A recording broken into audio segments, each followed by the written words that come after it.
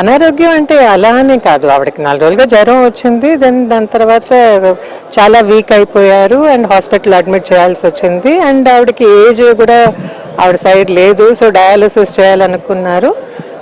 Dialysis body తట్టుకోలేకపోయింది, దాంతో cardiac arrest వచ్చేలాగా అయింది అంతే.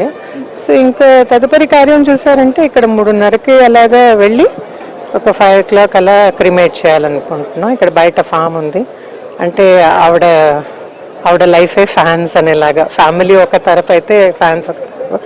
సో కథను చూసుకున్నాడు నవీన్ అని, ఆయన ఫామ్లో క్రిమేట్ చేసేలాగా ఒక 5 o'clock. That is the plan. మీరు ఆఖరిగా జానకమ్మ గారితో ఎప్పుడు మాట్లాడారు? అంత అనుబంధం ఎలా ఉండేది మీకు? మా అనుబంధం చెప్పాలంటే ఎలా అండి, మేమందరం ఉమ్మడి కుటుంబంలో ఉన్నవాళ్ళం. సో చిన్నప్పటి నుంచి నేను అక్కడే పుట్టి పెరిగి ఆవిడతో, సో ఆల్మోస్ట్ లైక్ మై మదరే ఆవిడ.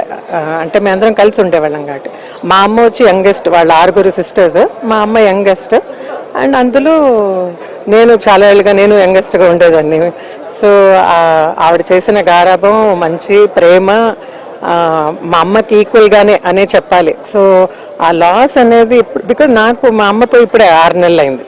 ఇంతలో మా పెద్దమ్మ పోవడం అనేది ఇట్స్ తట్టుకోలేని లాస్. ఎలా చెప్పాలో నాకు తెలియటం లేదు. 6 సిస్టర్స్ అంటున్నారు, జానకమ్మ ఒకరే గాయనిగా ఉండేవాళ్ళ? అంటే వాళ్ళందరూ సిస్టర్స్ వచ్చి, మా ఫస్ట్ 2 పెద్దమ్మలు చూసారంటే, ఫస్ట్ పెద్దమ్మ కొడుకు బాలకృష్ణ ప్రసాద్ అని తిరుమల తిరుపతి దేవస్థానంలో ఆస్థాన విద్వాన్, ఆయన అన్నమాచార్య ఇది చేశారు. ఆయన పోయి 1 year అవుతుంది. సో మా ఫస్ట్ పెద్దమ్మ ఇద్దరు కూడా వాళ్ళ హస్బెండ్ వాళ్ళందరూ వచ్చి హైదరాబాద్లో వాళ్ళు ఒక సంగీతం స్కూల్ కళాశాల లాగా నడిపేవాళ్ళు. అండ్ వాళ్ళ పిల్లలలో మా ఫస్ట్ కజిన్ బాలకృష్ణ ప్రసాద్ అని తిరుమల తిరుపతి దేవస్థానం ఆస్థాన విద్వాన్ ఆయన. అండ్ ఆవిడ సిస్టర్ కూడా ఏ గ్రేడ్ ఆర్టిస్ట్. అందరికీ మ్యూజిక్లో ఎక్కువ ఉంది. ఇట్స్ జస్ట్ దట్ ఈవిడికి అది దేవుడిచ్చిన వరం అని అనుకోవాలి, అంతకంటే ఇంకేం చెప్పగలం. ఒక ఫ్యామిలీలో ఒక జెమ్ షైన్ అవుతోందంటే I think there is a divine intervention అని అనుకుంటున్నాను నేను. సో ఆవిడకున్న గిఫ్ట్. కాకపోతే సిస్టర్స్ అందరికీ ఏదో ఒక కళ ఉండేదండి. ఆర్టిస్ట్ మా అమ్మ కూడా పాడేవారు, కానీ ఇట్ వాజ్ నాట్ లైక్ ఈవిడ షైన్ అయినట్టు వాళ్ళకి ఆ ఆపర్చునిటీ రాలేదు అంతే. కాకపోతే సిస్టర్స్ అందరూ ఆర్టిస్ట్ ఇన్ సమ్ సెన్స్. ఆమె బాల్యం అంతా ఎక్కడ ఉండేది? తర్వాత ఎక్కడి నుంచి సినీ ప్రస్థానంలో ఇంతమంది వేల మంది అభిమానులు ఉదయం నుంచి ఒక క్యూ లాగా వస్తున్నారు. సో ఇవన్నీ చూస్తే ఎలా అనిపిస్తుంది? అభిమానులు వస్తున్నారు అంటే ఐ థింక్ ఆవిడ పాటే దానికి నిదర్శనం కదా. ఆవిడ ఎన్ని పాటలు పాడారు, ఎన్ని లాంగ్వేజెస్లో పాడారు, 50 ఏళ్ల పైన పాడడం అంటే ఒక సింగర్కి వాళ్ళ అన్ని రకాల జానర్స్లను పాడారు. 14 లాంగ్వేజెస్ పైన పాడారు. ఏ లాంగ్వేజ్లో పాడిన వాళ్ళు వాళ్ళ లాంగ్వేజ్ ఆవిడే అని అనుకునేంత స్పష్టంగా ఆవిడ డిక్షన్ ఉండేది. సో ప్రతి లాంగ్వేజ్ వాళ్ళకినూ ఆవిడంటే అంత క్రేజ్ అది.